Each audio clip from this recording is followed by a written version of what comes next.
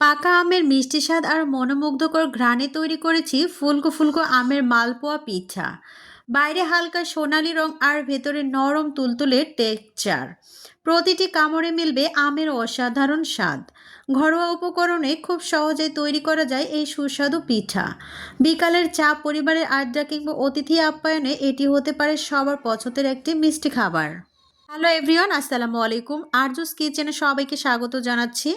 আমি আরজু। আজ আমি নিয়ে এসেছি নরম তুলতুলে মালপোয়া পিঠা।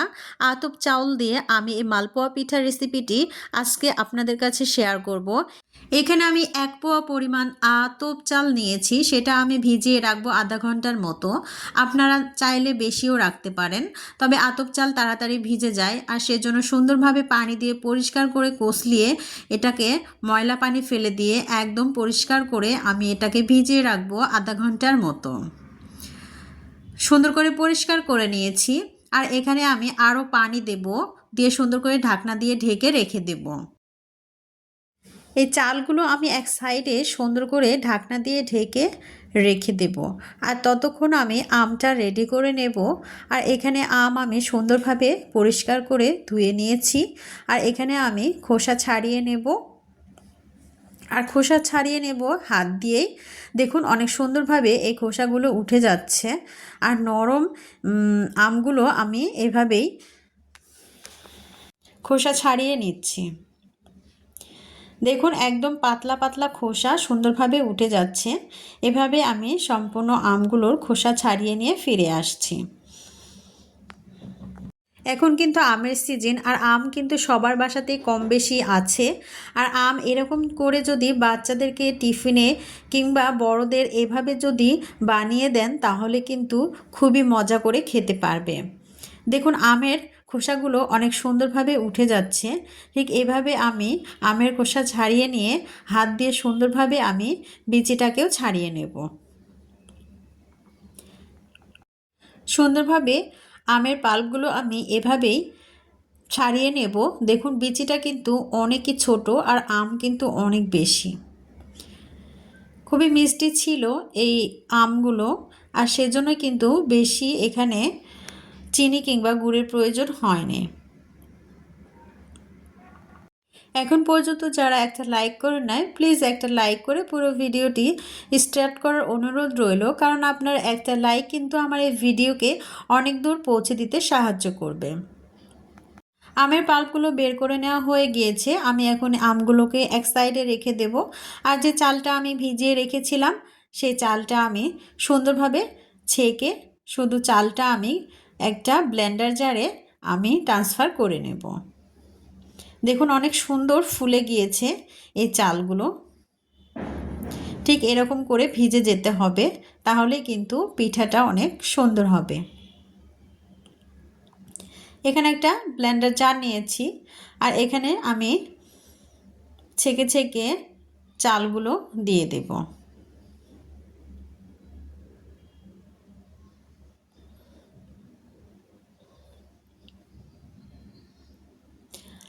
আমি প্রত্যেকটা স্টেপ অনেক সুন্দরভাবে এই ভিডিও দ্বারা বুঝিয়ে দিয়েছি। মালপোয়া পিঠা একদম পারফেক্টলি আপনারা তৈরি করতে পারবেন। এই ভিডিওটি যদি স্কিপ না করেন, পুরো ভিডিওটা দেখে নেবেন, তাহলে কিন্তু অনেক ফুলকো ফুলকো মালপোয়া পিঠা রেসিপি তৈরি করে নিতে পারবেন। চালগুলো অনেক সুন্দর করে আমি ব্লেন্ড করে নিয়েছি। দেখুন একটু আমি সামান্য পানি দিয়েছিলাম, দিয়ে সুন্দরভাবে আমি ব্লেন্ড করে নিয়েছি। এখন আমটাকেও আমি ব্লেন্ড করে নেব, আর সেজন্য আমি এখানে ঢেলে দিচ্ছি। অনেক সুন্দরভাবে আমি ব্লেন্ড করে ফিরে আসছি। এই ব্লেন্ড করা আমগুলো কিন্তু আমি এখানে দিয়ে দেব। সব একত্র করে আমি এগুলোকে একটু নেড়ে নেব, একদম মিক্সড করে নেব। ভিডিওটা একটু লং হয়ে গেছে, কষ্ট করে একটু দেখে নেবেন, কারণ প্রত্যেকটা স্টেপ বোঝানোর জন্য আমি এই ভিডিওটা তৈরি করেছি আপনাদের বোঝানোর সুবিধার্থে। আমগুলোকে আমি সুন্দরভাবে নিয়ে নিচ্ছি।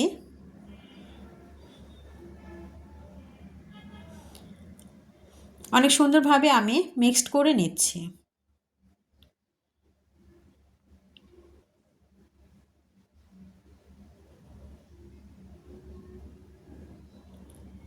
আর এখানে আমি নিয়েছি গুড়, আপনারা চাইলে চিনি ব্যবহার করতে পারেন। আর এখানে আমি দিয়ে দিয়েছি হাফ কাপের মতো ময়দা, আর এখানে স্বাদ মতো লবণ দিয়ে দিলাম।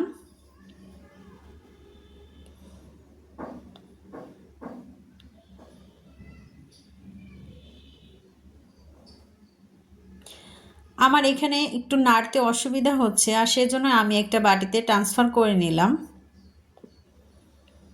কারণ মালপোয়া পিঠা রেডি করার জন্য একটু বড় সড়ো পাত্র না হলে কিন্তু নাড়াচাড়া করা যায় না।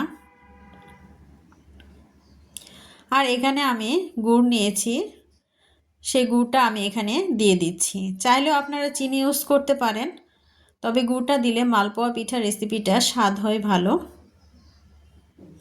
এখানে বেশি গুড় লাগছে না, কারণ আমটা প্রচুর মিষ্টি ছিল। সুন্দরভাবে সমস্ত উপকরণগুলোকে একদম মিশিয়ে নিতে হবে হাতার সাহায্যে, কিংবা আপনারা হাত দিয়েও করে নিতে পারেন। স্মুথ একটা বেটার তৈরি করে নিতে হবে সমস্ত উপকরণগুলোকে মিশিয়ে। স্মুথ একটা বেটার রেডি করে নিলাম। দেখুন কতটা সুন্দর হচ্ছে, আস্তে আস্তে একদম সুন্দর হয়ে গিয়েছে, একদম স্মুথ একটা বেটার রেডি হয়ে গিয়েছে। ঠিক এরকমটাই হবে। আমি দেখিয়ে দিচ্ছি হাতার পিঠের সাহায্যে কীরকম বেটার তৈরি হবে। হাতার পেছন পাশে যদি আপনি দেখেন যে এখানে দাগ কেটে যদি কোথাও আটা এদিক ওদিক না যায়, তাহলে বুঝতে পারবেন যে বেটারটা রেডি হয়েছে।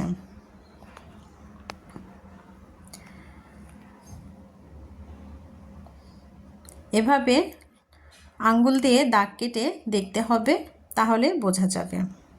চলুন চুলায় যাই। চুলায় একটা কড়াই বসিয়ে দিয়েছি, আর এখানে চুলার আঁচটা একদম হাই দেইনি, মিডিয়াম দিয়েছি। দেখতে পাচ্ছেন তেলটা আমি গরম করে নিয়েছি, আর এখানে মালপোয়া পিঠাগুলো আমি তৈরি করে নেব। আর সেজন্য এখানে বেটার আমি পরিমাণ মতো নিয়ে নেব একটা হাতার সাহায্যে।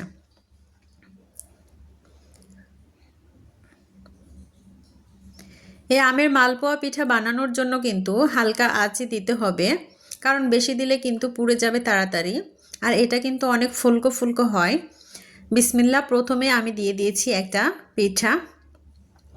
আর দেখুন প্রথম পিঠাটা কিন্তু একটু খারাপ হবে, পরপরে পিঠাগুলো কিন্তু অনেক সুন্দর হবে। এটাও ফুলেছে, কিন্তু হালকা ফুলেছে, আর দেখতে কেমন জানি হয়েছে। প্রথম পিঠাটা এরকম হবে, দ্বিতীয় পিঠাটা অনেক সুন্দর হবে। এই পিঠাটা আমি সুন্দরভাবে উঠিয়ে নিচ্ছি তেল ছাড়িয়ে। খুবই তাড়াতাড়ি হয়ে যায় এই পিঠাটা, বেশি সময় লাগে না।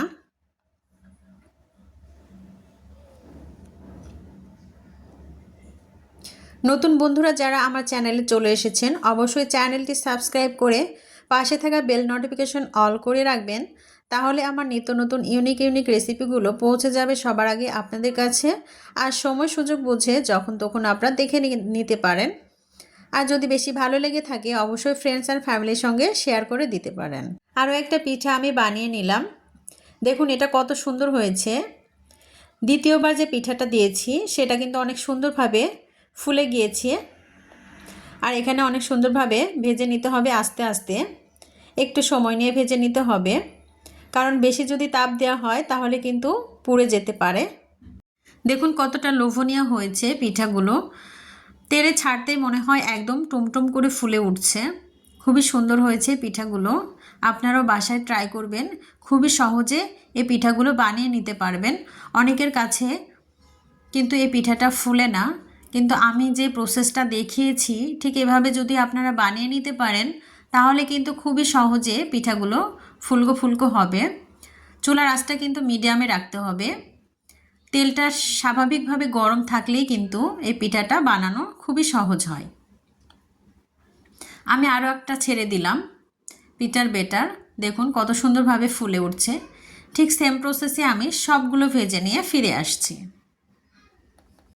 আমার ভিডিও দ্বারা যদি আপনাদের একটু উপকার হয়ে থাকে, কিংবা আমার ভিডিও যদি আপনাদের কাছে ভালো লেগে থাকে, অবশ্যই একটা লাইক দিয়ে একটা ছোট্ট কমেন্ট করে আপনাদের মূল্যবান মতামত জানিয়ে যাবেন যে আমার এই ভিডিওটা আপনাদের কাছে কেমন লাগলো। যদি আমার এই রেসিপিগুলো ইউটিউব চ্যানেল থেকে দেখেন অবশ্যই চ্যানেলটি সাবস্ক্রাইব করে রাখবেন, আর যদি ফেসবুক পেজ থেকে দেখেন তাহলে অবশ্যই চ্যানেলটি ফলো দিয়ে রাখবেন, তাহলে আমার ইউনিক রেসিপিগুলো সবসময় আপনাদের নোটিফিকেশন পৌঁছে যাবে আর সময় সুযোগ বুঝে আপনারা দেখে নিতে পারবেন। সুন্দরভাবে পরপর আমি 3টা পিঠা বানিয়ে দেখালাম, অনেক সুন্দরভাবে ফুলকো ফুলকো হয়ে গিয়েছে। দেখুন, এভাবে একটু তেল ছাড়িয়ে দিলেই সুন্দরভাবে ফুলে উঠবে। এতটাই ফুলে যাচ্ছে যে একদমই ফেটে যাচ্ছে।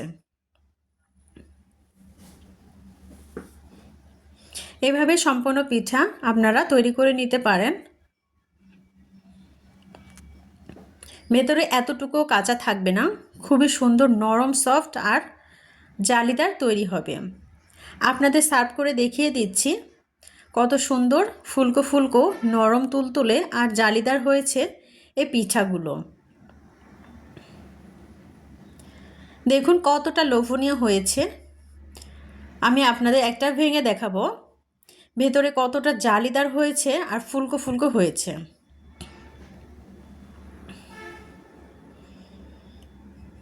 দেখতে পাচ্ছেন একদম ফোলা ফোলা আর নরম তুলতুলে।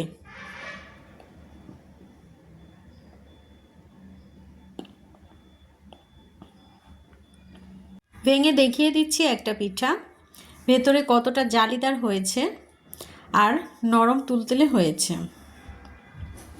এই যে দেখুন অসংখ্য ছিদ্রযুক্ত পিঠা রেসিপি তৈরি হয়েছে। এরকম পিঠা সুন্দরভাবে তৈরি করে নিতে পারেন আমার এই স্টেপগুলো ফলো করে। কেমন লাগলো আমার আম দিয়ে এই মালপোয়া পিঠার রেসিপি অবশ্যই কমেন্ট বক্সে জানাতে ভুলবেন না। ছোট্ট একটা কমেন্টের মাধ্যমে আমাকে জানিয়ে দেবেন পিঠা রেসিপিটি আপনাদের কাছে কেমন লেগেছে। সবাই ভালো থাকবেন, সুস্থ থাকবেন, সকলের সুস্বাস্থ্য কামনা করে এখানে বিদায় নিচ্ছি। আবারও নেক্সট ভিডিওর মাধ্যমে দেখা হবে, সে পর্যন্ত সবাই ভালো থাকবেন। আল্লাহ হাফেজ।